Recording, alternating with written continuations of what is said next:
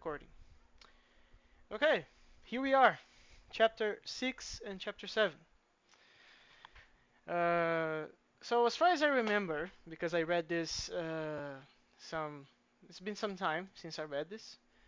Chapter 6 is about examples in programming about product and coproduct. Do you agree? Yep. Cool.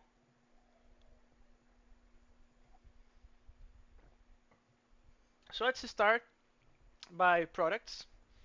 And as we know, as we discussed last time, this is all about gluing information together. And when I say this is all about, I'm not talking strictly speaking, like mathematicians want to murder me or whatever. I'm talking about from an intuition slash engineering point of view. Yep. So the first thing that he starts talking about is that a pair is not commutative. It's A pair not. is not commutative. Although you can make them carry the same amount of information, they are not commutative. Which again leads to this. So they are commutative up to isomorphism. Not surprisingly, Ah, right? Because you can just make a swap function and there you go. yeah. Uh, It's and swap is its own inverse, so don't even need to work hard for that one. exactly.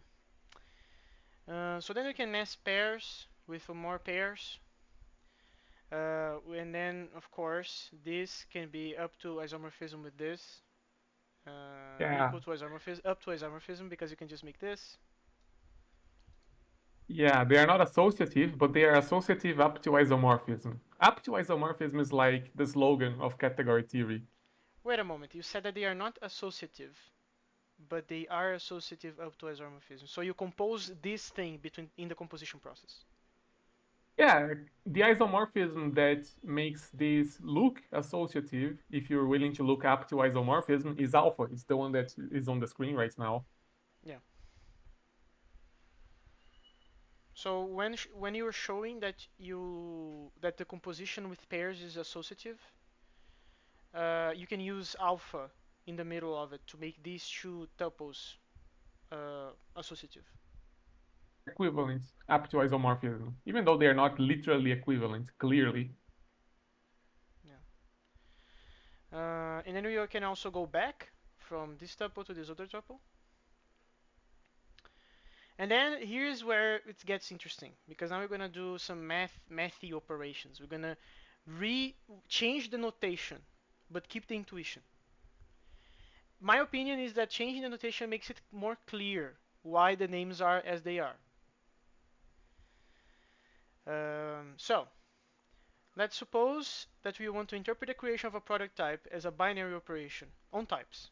So we're going to have to define what the heck it means to do plus on types.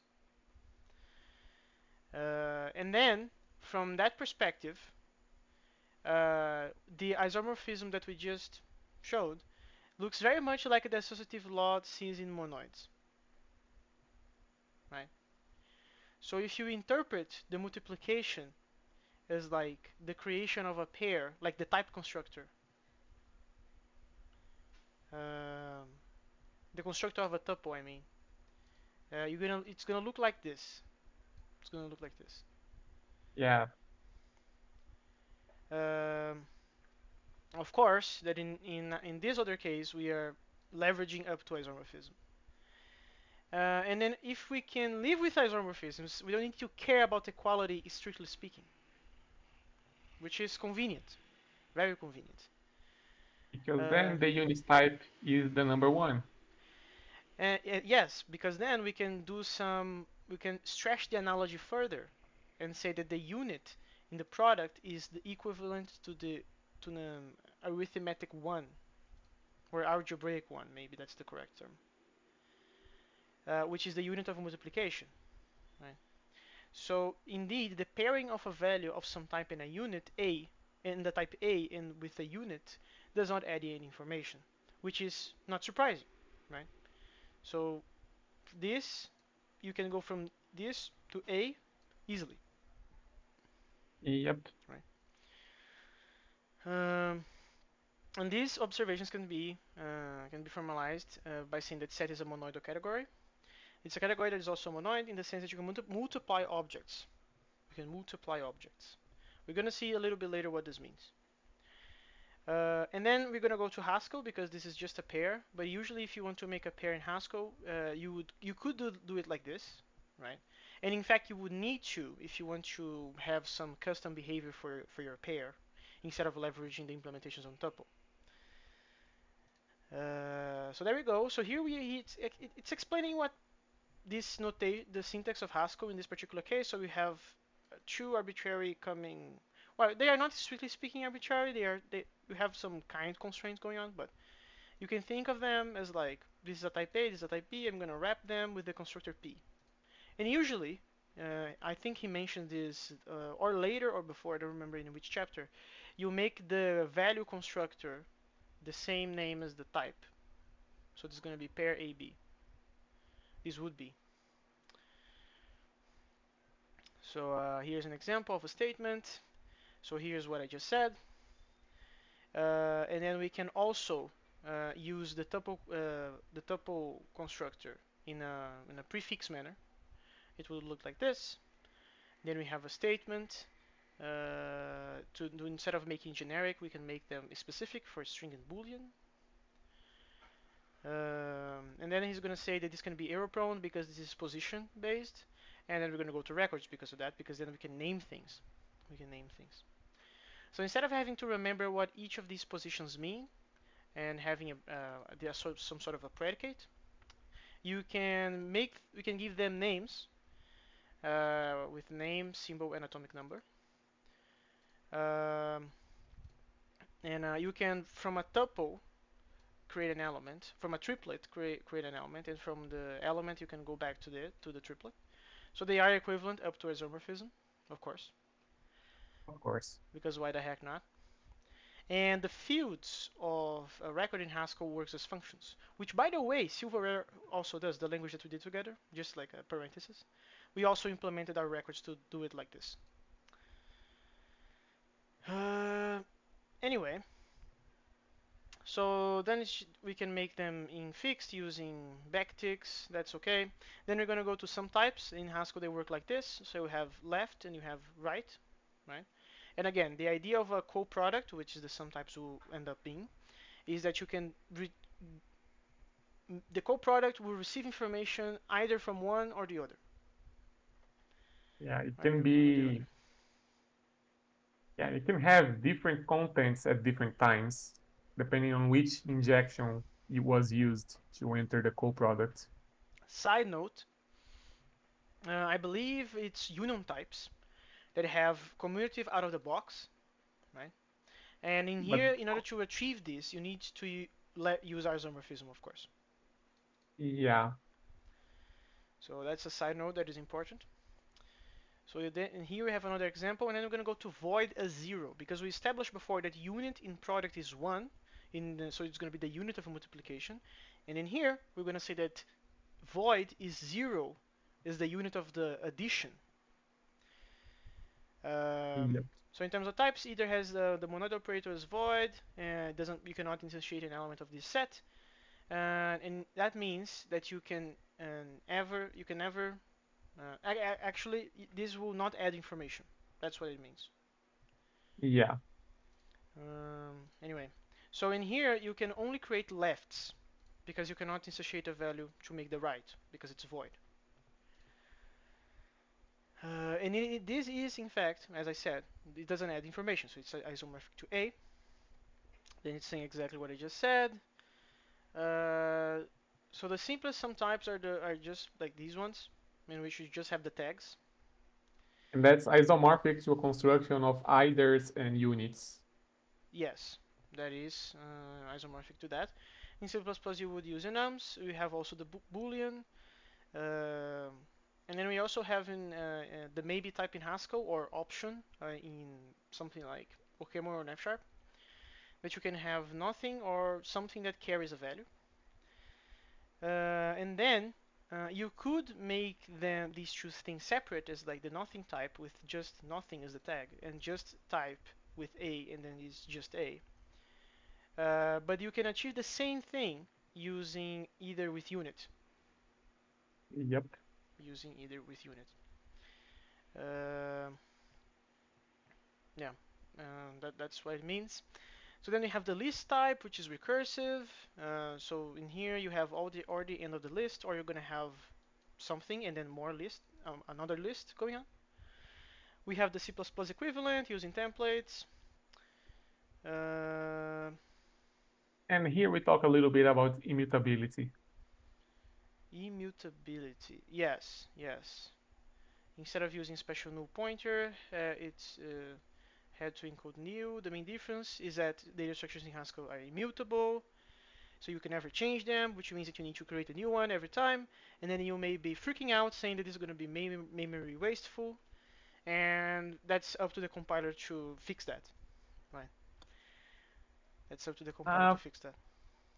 for these very simple types, you can just do nothing. Like memory is kind of cheap nowadays, and contiguous storage is also cheap because of caching. So yeah, but for larger structures, you need something more elaborate to share structure and not waste memory. Yeah, and time also, because you're going to waste a bunch of time. I don't know how many terabytes you're going to be copying over. Yeah, it's why over in functional lands we prefer trees over arrays. Yeah. Okay, so then we're gonna have the maybe tail, which is basically just doing a list A to maybe list A, and this is for, I don't remember what is the purpose of this function. Oh, it's the type safe version of tail. Oh, oh, okay, so this is the safe version of tail. Okay, so then he's still talking about some C++ polymorphic class hierarchies. You would in Haskell would be done via pattern match on the constructor, dispatching a call to a virtual function based on a vtable pointer, which whatever that means. I know what is a vtable pointer, and I think I know what is a virtual function, but I need to wrap my mind around what would be the code of this. Um, Basically, the object knows its class, so you follow the pointer to the class. There's a table of functions there. You yes. grab the right function based on the name of the method, and then you call it. That's Okay. what it means. Okay. And it's also saying that you're gonna rarely see union as used as some type of C++ because several limitations are not going to a union. You can't even put a std string into a union because it has a copy constructor. I don't know why that is a limitation. I don't know C++, but apparently it does, or it did at the time of writing the book. Cool. Who knows what C++ can do nowadays? Yeah, who knows? So now we're gonna go to algebra of types. So there's a very important sentence in here. We've seen two commutative monoidal structures underlying the type system. We have the sum types with void as the neutral element, and the product types with the unit type as the neutral element, right? And we're gonna try to see how far can we go changing the notation. Changing the notation. We've seen this before when we were talking about the isomorphism between two different tuples. He mentions that this looks a little bit like the associativity in monoids and stuff like that. So it's kind of related to that notation. So does multiplication by zero give zero? In other words, is a product type with one component being void isomorphic to void? It is possible to create a pair of int and void, and the answer is no, right? Right. Because we cannot instantiate a member of the void set, which To put basically the means that pair, yeah, this, right? yeah. Another thing that Um, addition multiplication is a distribution property, right? So we have this very simple algebra, like high school algebra. Does it hold for product and sum types? Yes, it does, of course, up to isomorphisms as usual. The left-hand side corresponds to the type this, which makes sense, right? Because you can decode this in the following manner. We have a product, right? Not a product as multiplication, but a product as a product and co-product. So this means that we have a tuple at least. There's other ways to do it, but we have at least a tuple. And then here we have a sum of B and C, and the natural way to do sums in Haskell is to use the either type. So we have this as the left side. And let's now right side, try actually. to decode the right side. The right side is a sum, so we have a neither, as expected. Then we have two products, so we have two tuples, a, b, a, c. There we go. And here's the function that converts them one way. Very simple. You just grab the pair, do pattern matching on it. If you have do a pattern matching on this one, on this one, on Yep. the right side of the tuple of the argument. You pattern match that. You create a new either, creating the tuple as expected. So you use the x, which is the a, the type a from of the type a, and you construct the tuples accordingly. And you can also go back. So from this you can go there. So we Uh, have an isomorphism. It's so you ha reversible. Yeah, so you have an isomorphism there. So you have a prod one. Then it's basically doing the data flow of what the functions will do, but it's doing exactly as I said. We're not going to spend time with the notation because everybody here knows a little bit of Haskell.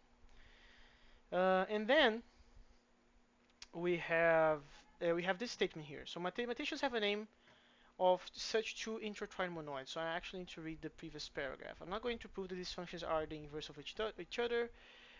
But if you think about it, they must be. These are just trivially repacking the contents of two data structures. It's the same data, only different format. So the intuition is the same. It's just the notation, which is kind of surprising because the intuition fits both notations. Uh, so that's very interesting. Very interesting. And then apparently the two intertwined monoids, it's called a semi-ring. It's not a full ring because you can't define subtraction of types. That's not strictly true, but to understand why, you would need to read a very obscure paper. I'll share the link and Lemos can put it in the description. I can put in the Uh, description. but yeah, that's only really works in the context of reversible computations where every step is an isomorphism. Then you can define, in a sensible way, negative and fractional types, which are pretty interesting, but they are way beyond the scope of this book. Yeah, I would assume so. So here's a translation table, right? So this is where we can go. This is examples of the notation translation. So 0, 1, a plus b, a times b, true is equal to 1 plus 1 plus a, and so on and so forth. Um, so in that particular sense, now we should ask ourselves, can we go back and forth between notations like at ease? That's basically the question. So here we have a list again. And now let's try to do a conversion. If you do are using substitutions, we can also replace list A with X. We get the following equation. So list A in both sides we're going to replace with X. This is a sum, this is a tuple, and so on and so forth. So we're going to have some addition, some multiplication there. We also, and then here's the catch. We go to this. Now what should we do? And then the first catch is that we cannot use traditional algebraic methods because we cannot subtract the divide types within this context, aside from the paper that I will try to remember to put in the video description. Um, but what we can do is to try to make a series of substitutions, which I believe it's called equational reasoning. It is. Which that's I don't think this book talks about that specifically. I'm grabbing that term from another book. And let's see what happens. So just to be clear, equational reasoning is just when you have a series of equalities, and because everything is happening in a pure context, you can just swap them. Yep. So that's what we're about to do. So we have this equation, everything is pure. So we're gonna try to replace x with 1 plus a times x, which is what is appearing on the right side. We're gonna do this in here. Right? And then we're going to try to use distributive property on top of that. So here we go. Distributive, yeah. We do this, so change the x by its own definition, and then you start factoring out the a's. So you're going to have 1 plus a squared plus a cubed, a fourth, go on, and so on and so forth. Yeah, this is basically all the possible ways of building a list. Exactly.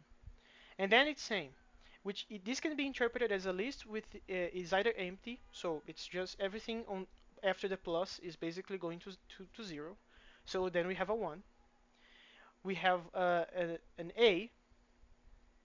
Oh, actually, I said it wrong. So you have an empty is 1. If you have a singleton, it's just A. So X in here would be 1. And then you can continue building the list as you go. So this is basically, as Marinho said, the creation of a list. Um, so solving equations with symbolic variables, it's what gives the types their names, algebraic data types. So Yep. it seems that the inspiration for this name is because you can go back and forth between the programming language notation, let's say, and um, algebraic notation, and some of the properties hold. Some of the properties hold. And some of them only hold up to isomorphism. Yeah. Um, and then logical and an OR of form a semi-ring is that also can be mapped into type theory. So this is category theory. Apparently, type theory also leverages this analogy thing. So here's a table, and apparently we're going to talk a little bit more later when we talk about function types. And that's it for chapter 6. So we did it in 20 minutes. So we have 40 minutes to talk about functors. This is Um, the first really big thing here. uh, yeah, so aside from definitions and notation and having basic building up a glossary, this is the first thing that really puts um, if you don't know Haskell, it's probably going to be really hard. It is still hard to me because I don't know pro functors still. Um, but we're gonna try. It's 7 that talks about pro functors, or is it 8?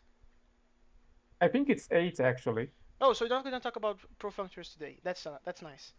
I'm not I see you're necessarily like traumatized by I see you being traumatized by profunctors. I never had a situation that I used contravariant and pro functors and all that stuff. I had a situation for bifunctor though.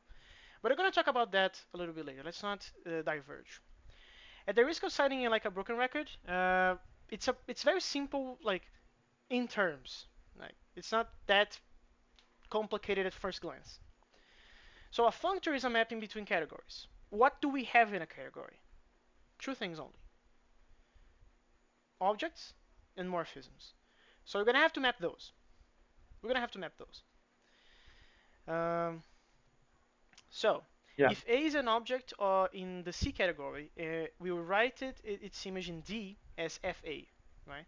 So the transposition from one category, from going from the object C to the object D, we're gonna write it as capital FA, no parentheses involved. Again, a category is not just objects, it's morphism. So a functor also needs to map a morphism. So imagine that you have objects and arrows between them, and the arrows have their multiverse versions in other categories, let's say. So it's which is kind of weird because we are basically talking about equality of morphisms in some manner, right? Of course, there's a catch. We're probably gonna not use equality because it's category theory, so we're gonna use up to isomorphism all the time. Uh, Equality of functions is kind of complicated because we have the whole Yeah. intentional versus extensional debacle to Mm-hmm. deal with. Most programming languages just punt and say, yeah, let's just do pointer equality and not bother about it very deeply. Yeah. So let's suppose that you have a morphism f in C, in the category C, connecting object A to B to object B. So assuming that we have f, we can have f in D. Oh, That you would missed a be small detail. what? Functor, Hello, Marinho. Hello, Marinho. And we lost Marinho.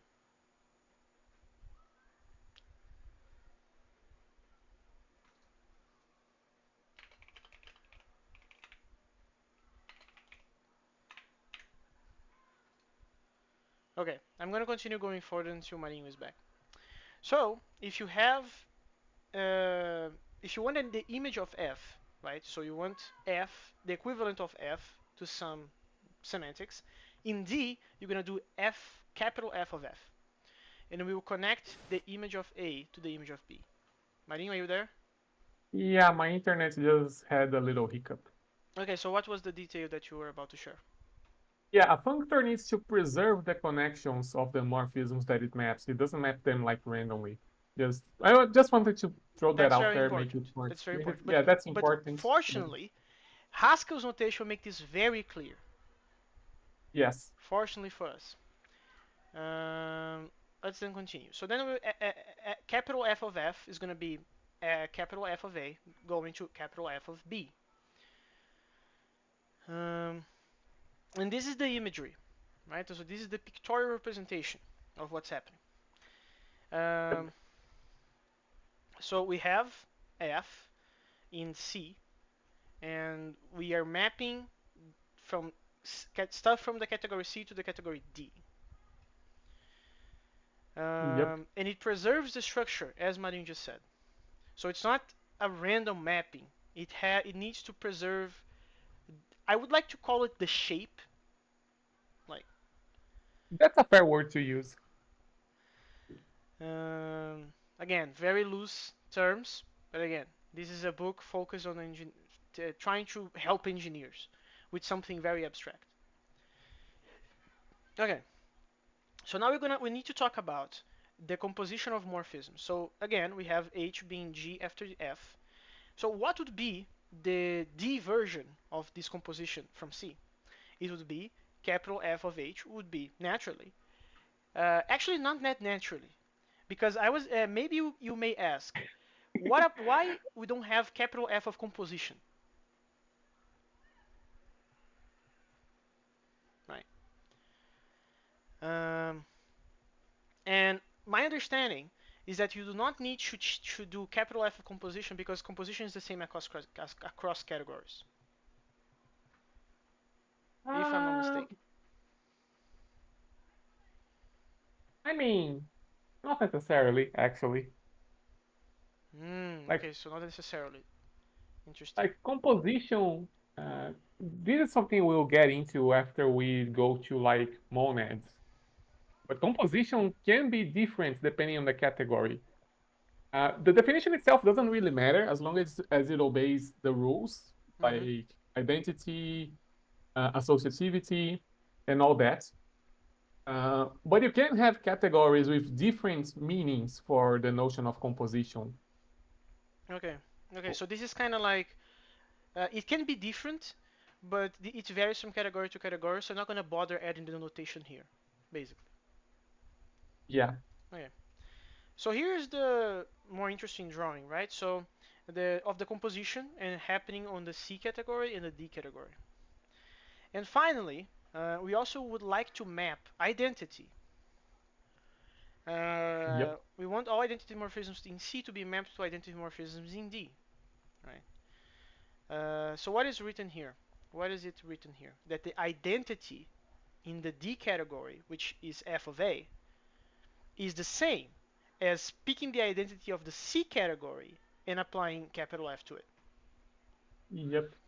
So that's basically what is written there. So again, loose terminology, but I think it's worth mentioning. Functors preserve the structure of a category. If you picture a category as a collection of objects held together by a network of morphisms, a functor is not allowed to introduce any tears into this fabric, right? So like the Margeta would structure, appreciate Margeta would appreciate the wording here, I yeah, would yeah, yeah, say. definitely would appreciate the wording. It may smash objects together, it may glue multiple morphisms into one, but it never break things apart. Never break things apart. Um, uh, Yeah. and this is the image that we're talking about. So just like functions, functors may do both collapsing and embedding. The embedding aspect is more prominent when the source category is much smaller than the target category. Makes sense, right? Because before we were talking about domains and codomains, and the codomain being bigger than the domain, that would be embedding. Not surprisingly, In morphisms, we talk about basically the same terms, but swapping codomain domain by category. A source can be the trivial singleton category, a category with only one object and one morphism. A functor from the singleton category to any other category simply selects an object in that category, right? Right. A functor from the singleton category to any other category. What would be an Yeah, because that example of that? like that would be similar to the function that takes units and returns something, some elements of another type. Yeah, that's true. That's true. And then it would also need to map the identity on units to the identity of that particular element to itself in that type. Okay. And Uh, that's all that it does because the source is a singleton. yeah. Okay, that makes sense. Uh, the maximally collapsing functor is called the constant functor. It maps every object in the source category to one selected object C in the target category. You cannot collapse more than that. Yeah.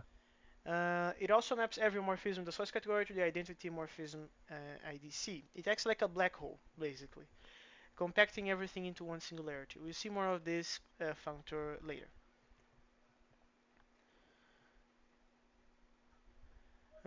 So functors in programming. So this is all the initial intuition and the initial definition.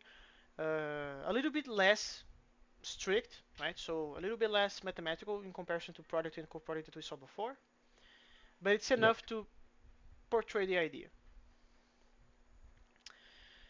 Uh, so we talk about functors that map this we can talk about functors that map this category into itself, the category of types and functions. Such functors are called endofunctors. So what is an endofunctor? What is an endofunctor? It's a functor that maps a category to itself, analogous to a function that maps an int to an int. Uh, Increment. increment. So let's start by the maybe functor. The maybe functor is as follows. Um, where is the definition? Let's talk about Haskell.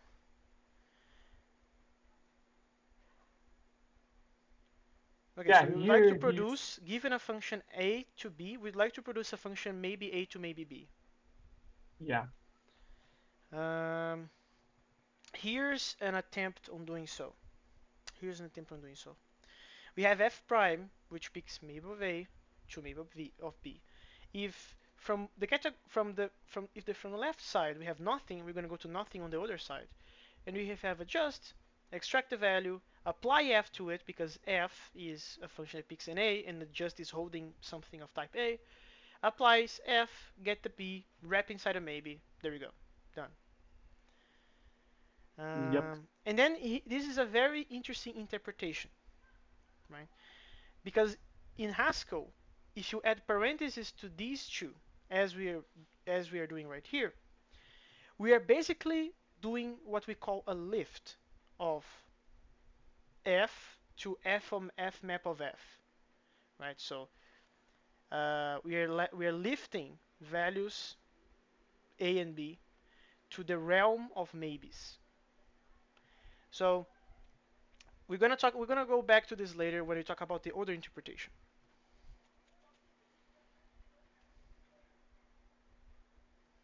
So here's the other interpretation without the parentheses, right? Yeah, the other interpretation is fmap takes two values, a function and a maybe a, and the function goes from a to b, and it returns a maybe b at the end. Yeah. And then the f prime is actually how we're going to implement fmap, which is the generic term of having a functor implemented. Well, Doesn't it fulfilling the suck requirement to that be a they functor. Go on. doesn't it suck that they have to use fmap instead of map because map is already the fmap specialized to lists in the prelude? Is that a maybe that's an historical reason? Maybe No, it is a historical reason. It's just annoying to not be able to call this thing map as you would have liked. that's fair. That's very fair. Oh, so it does talk about equational reasoning actually. It makes sense because we're going to talk about the functor laws, which in Haskell you don't have to prove that you're following. In Haskell, you just need to fulfill the implementation requirements. So you're going to have a type class functor, which which has this requirement. Implementing that, uh, you are good to go. It doesn't necessarily mean it's going to work, right? You can do very crazy stuff in the body of this.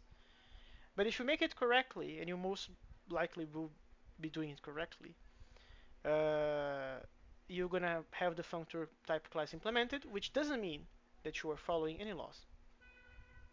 It's funny that you follow the laws only by convention, even though you have this amazing type system. And the sad part is, the only way to enforce the laws, you'd have to go all the way to dependent typing.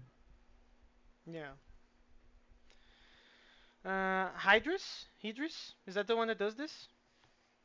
Yes, you can do this in Idris. I'm pretty sure you can do the same kind of peer improvement in other dependently typed languages Mm-hmm. like Agda and whatever. It's Okay. So now it's basically explaining equational reasoning, and here's an example. So here's the identity. So we have ID of x equals to x, um, and we can go back and forth between x. So if you encounter an x, you can replace with ID of x, and if you encounter an ID of x, you can replace it with just x. More examples here. So let's see if this works in practice. Let's try by the preservation of identity. Right, the preservation of identity. So we want to see if this holds. And there are two cases to consider in this particular case. Nothing and uh, nothing and just. So here of nothing, and we have also we're gonna have later f map ID of just. Later then, yep, we're gonna make go step by step, right? So we're gonna do we're gonna replace the definition of fmap in here, definition of fmap in here, and that will give us nothing. That will give us nothing. In amazing. contrast, if we pick this and apply identity, we can put ID back on it because this is x, so I can put ID of x in here. Okay. So we just showed that fmap ID nothing equals ID nothing. So this, with nothing added on both sides. We're gonna do the same thing about the just. We're gonna do the same thing about the just. And then we can also do to preserve the composition. We will also do that to preserve the composition. So we want to show that if you fmap the composition of two morphisms, it's the same as composing the fmap of the aforementioned morphisms. Yep, You do that for the nothing, you do that for the just, and that's basically it. And now it's gonna show why you cannot do the same in other languages, right? In other contexts. So suppose that you have in C++ a square function that takes an x and returns x times x. But then you had the brilliant idea of making a counter function that uses a static int c equals to 0. Equational reason will not work. And the yeah, reason is because mutation, it's not pure anymore. yeah, mutations. They arrive to ruin your day. Yeah. So you cannot do stuff like double y is equal to square of counter this and replace the definition of square in here with the argument being this. You cannot do that because this is a static thing. So you need to think how the machine is actually handling those side effects yourself, which makes things harder. It makes harder to use equational reason. Okay. Um, so now we're going to talk about optional functors are usually expressed in Haskell, blah blah blah. Okay, so we're going to talk about the template type of optional in C++. Um, And here's a sketch of implementation, with some disclaimer of minor details. Minor details. Yeah, that is more complicated than it may seem at first glance.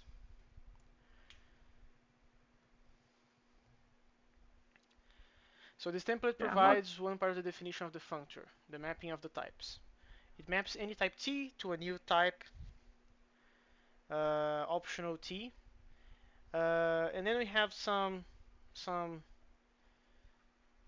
very specific. Oh, you're talking about this because I think we cannot generalize this in C++, right? There's Right. some there's some C++ specific knowledge that I lack that explains that I think this is not possible to generalize as we can in Haskell and in many other languages. So then we go to this version here with being the anchored version of that. And then here's a question. Can C++ compiler correctly infer the missing types or should they be specified explicitly? Um, um, and then how can we do this? Uh, uh, how will the compiler figure out the type of G if we can have multiple functors overloading fmap, right? So because in C++ the as far as I can tell, maybe I'm wrong, but the overloading mechanism in C++ relies on object-oriented stuff. So, Actually, that's not even the root of the problem. The problem is monomorphization, actually. oh, okay, I see. So let's try to explain that. I think you're gonna be better than me to explain the monomorphization problem. Um, yeah, because the way templates work, when you instantiate a template, you basically monomorphize it when you do it. Um, which means that having a polymorphic fmap in C++ is kind of not really something you can do because it's also polymorphic on the it's polymorphic on the return type, right? That's kind of difficult to do in this context. Um, Yeah, is it polymorphic on the return type? Oh, yes, it is because it's fmap. It yeah, returns a function of a polymorphic type. So yeah, yeah. So then we have Haskell's type classes, which is a mechanism to do overloading. So you implement a type class, and you can use the operators of the type class with many types uh, and stuff like that. So here's an example with the equal type class. You need to implement this guy. And then here's an explanation using a point. So the implementation of equality of a point is the equality of its coordinates, all at the yep, same time. Uh, so then we have the functor class, the functor type class, right? right. And the constraint here is the fmap.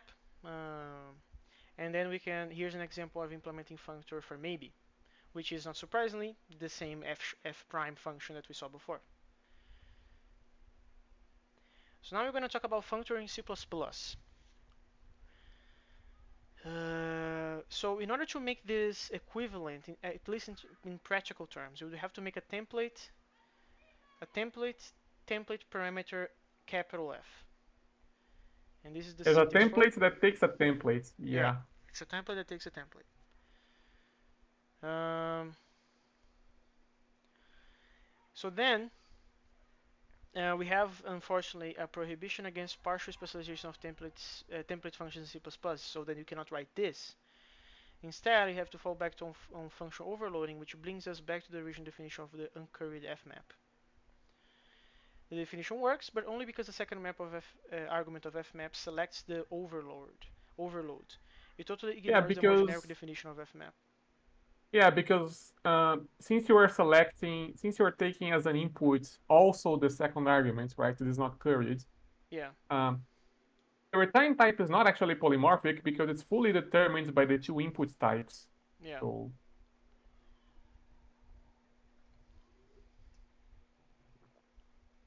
So we're going to do the same with list. This is the definition of a custom list type, and if we monomorphize this guy according to this the type class definition here, f appear twice for our type. We're gonna applying that to list. We're gonna have fmap being this. Yep. Yeah. Um, so in this particular case, fmapping nil should just return nil. And in the other case that we have a cons, which means that we have data plus more list, we should update the element of the current cons and continue going. So that it's unsurprising that it would look something like this. So it's a recursive definition of fmap. Um, Here's the Haskell code that would make that happen. And apparently there's a C++ implementation of fmap for vector, which is just a thin encapsulation of std transform, uh, which is uglier. Is nonsense. It's at least uglier, in my personal opinion. Uh, we can use it, for instance, to square the elements of elements, right? So you have w, which is a function that returns the square of an element. So this is a lambda, in fact. You pass a vector Yep. to fmap, and it does some stuff. Uh, it, it does some stuff. So it's talking about C++ containers are functions by the virtue of implementing iterators, which is a more primitive cousin of fmap. But apparently there's more features such as iterators and temporaries that makes it more complicated to grasp. And now we're going to talk about the reader functor. The reader functor is rather interesting because this is one of the less intuitive for most programmers, right? So because maybe in a list, after you get used to the syntax, it's kind of fine. But what about this guy, right? In Haskell, a function type is constructed using the arrow. So the arrow thing, the dash and the greater than that you thought was only like a piece of syntax just cause just cause. Actually, you can use it a little bit more interestingly.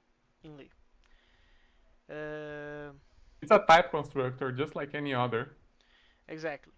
So, and this is in the infix form.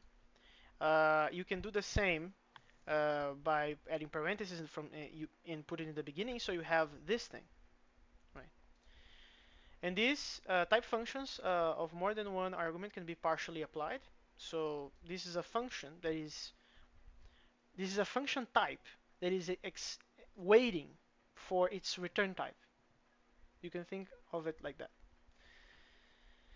Yeah, it's a type constructor. It will take a type and return another type. And the type that it returns will be a function from A to whatever you gave it. Yeah. Um, and let's call the argument of this thing R and the result type A, just changing the labels, nothing too fancy. So then our type constructor takes any type A and maps it to the type R arrow A. So to show that it's a Why are they functor, well, why are they calling the input type R? You would expect that to be the return type, no? no, because R stands for reader. That's the reason, as far as I Yeah, the know. fact that the alphabet only has 26 letters is very inconvenient here. Fine. So to show if it's a functor, right? We want to lift a function a to b to a function that takes r to a and returns r to b, right? So Right. it can be a little bit confusing in the beginning because we are basically swapping the entirety of the things from before, right? So it was supposed to be an f of a going to an f of b, but our functor, is the reader. So that means that we're using this notation. You can imagine this is a capital F if you want, right? Yeah. So here's the type signature. So here's the question: Can we make this happen? Can we make this happen? Given a function a to b and given another function r to a, can we generate a function r to b? That's the question. Uh, but if you look closely, right? If you look closely, you're gonna notice that the output of this guy, this function, is the input of this other one, and the output of this one is the output of this one. That's sus. That's suspicious. Uh, because after you think a little bit more about it, you're gonna notice that this is actually composition, right? So the functor implementation of the reader is actually composition, and it works, right? So if you want to make the composition prefixed, you can just do it like this. And if you do eta reduction, which is um, um, Removing the removing, unnecessary lambda abstractions. yeah, but that's a little bit hard to grasp. Let's say that it's a operation that allows you to reduce syntax. That's that's all I'm gonna say about it. So you can remove the FG from both sides in here, boom. So basically, fmap of reader is composition. And now we're going to go to the other interpretation of functors, which is understanding them as containers. So you have a value and you have a function. You want to keep the outer structure of the value. So if you have a maybe, if you have a list, you want to keep that. But you want to change the values from within using the function that you just received. Which has a part in the text that I don't actually understand fully because it's saying that uh, let's go a little bit before. The reader functor seems to be an outlier because we don't think as functions as data. But we've seen that pure functions can be memoized, and a function execution can be turned into table lookup. That's still good. Tables are data. Conversely, because of Haskell's laziness, a traditional container like a list may actually be implemented as a function. How do you implement a list as a function? By wrapping the two parts of the list of the cons, like the elements and the tail, in a thunk, which is just a function that takes no arguments and computes the result. This is how infinite lists are Okay. actually implemented. It's why I say that infinite sets are not really sets because they are actually like ongoing processes of which you can only see a fragment of. Otherwise, they're going to explode your memory usage. I see, I see. I haven't thought about thunks. So thunks is a Haskell thing. I'm not going to talk about it because we want to keep focus on the book. A func is really just a function that takes no arguments and computes a result when you ask it to. Mm-hmm. And because of infinite lists, as just Marinho said, we can make things like this, which is a list that starts at 1 and goes all the way. On demand, though, that's the important thing. Because you may ask, how do you compute the length of this? You don't. You don't. You just don't. Yeah, you just If you don't try do to, that. yeah, don't do that. It will take literally forever. Yeah. Actually, not forever, because your computer will run out of memory before forever. Well, no, because computing the length doesn't hold on to the head of the list. No, so then, until you have electricity, basically. Yeah. Uh, so the latter can be practical. A list could be considered a function, and a function could be considered a table that maps arguments to results. We don't like infinities, but the category theory, it's more, it's often we often talk about it. And one example of a function in C++ is the std future, apparently for whatever reason, which may at some point contain a value, but it's not going to. It will. And then in Haskell, we have the I/O object, which may contain user input or the future versions of our universe, because I/O in Haskell is a way that we try to do side effects in a more controlled and pure manner. So we just have values. We don't have actually like the same, strictly speaking, notion of side effects that we have in, for example, C or Rust or Z or whatever. Um,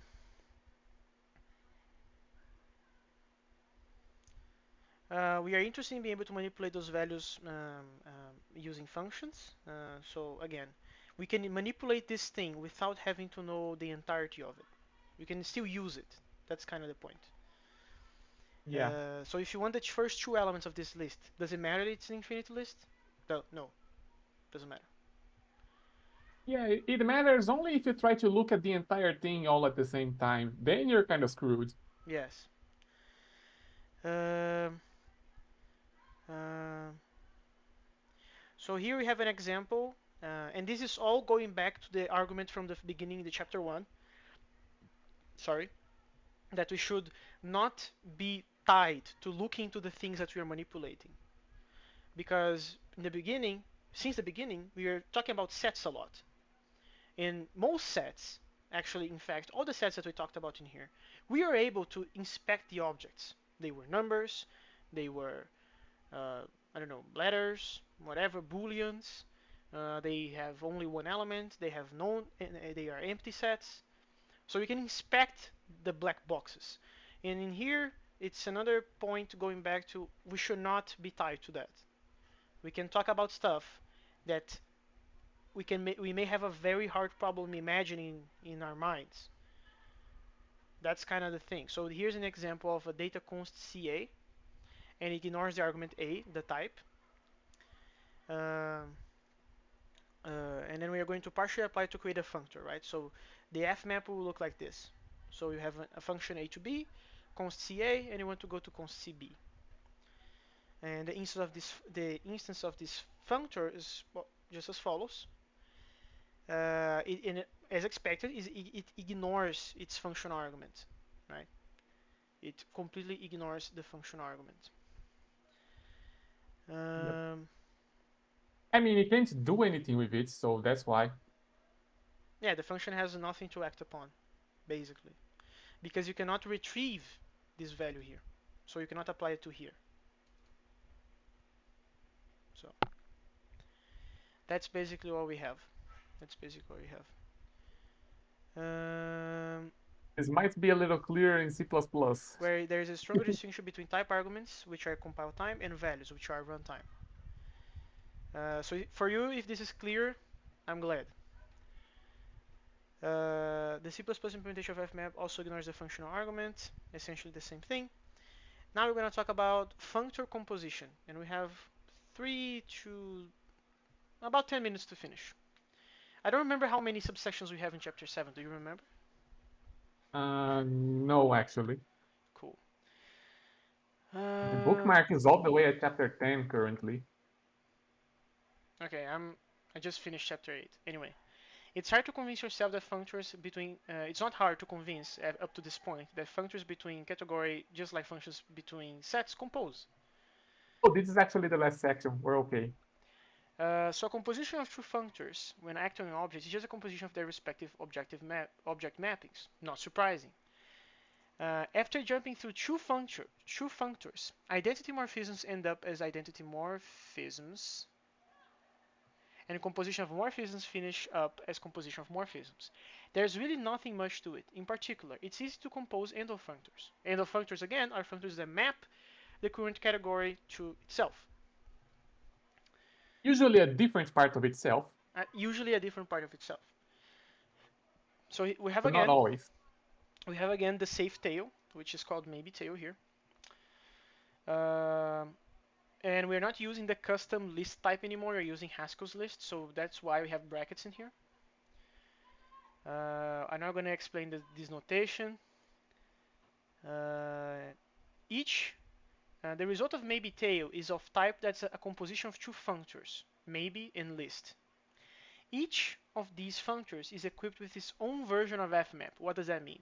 We can implement an fmap for maybe, and we can implement an fmap for list. We saw that already, right? Um, Yep. but what if you want to apply some function f to the contents of the composite, a maybe list? Then we have to unwrap stuff. We have to break through the layers of the functors. Um, so here's how you would do that. So let's go through this step by step. So you have a maybe list of integers. This fmap is fmapping the maybe, and you are applying this function, whatever it is, to the entirety of the value of it. It just so happens to be a list. So a list also is a functor, so you can just fmap something else into it. And the something else is just a square function. We all Yeah, know how that works. yeah. So if you want, although I think Haskellers, the majority of Haskellers would not like that, you could write it like this, which is composing fmaps, right? Actually, it's make it explicit that we are composing fmaps. Mind you, those two F maps have different types. Yes. So one, and that's part of the reason that I think this is not that this would not be considered idiomatic Haskell, because you would have to know, and everybody reviewing your code would also have to know that this fmap is not the same fmap as this. They have different types, but it's the same name. And to me, I prefer this, like straight up. Uh, um, so here's the thing. So in our case, so we know this interpretation already, which is the lift interpretation. And in our case, the second fmap composed after fmap, takes it as its argument, the square, right? And the first fmap, it will lift this thing to whatever is the inner one, and in our case is a list of ints. That means we're gonna go from lift this into this, and the second fmap, in fact, will lift this into this, right? Basically doing, um, basically explaining, like distilling, that the compositions of functors just work.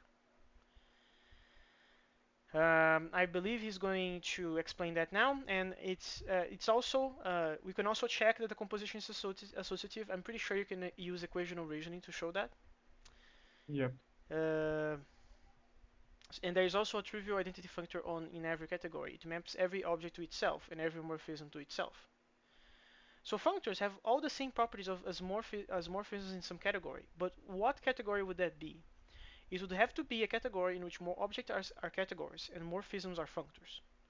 So this is a little bit interesting because instead of objects floating around and then being connected with morphisms, we can have categories floating around, and we can connect them via functors, Which are just morphisms from category to category. which is kind of Inception-like, right? Because we are basically seeing the same thing that we saw before, but if you zoom in, you're gonna see it again. It's a fractal. Yeah.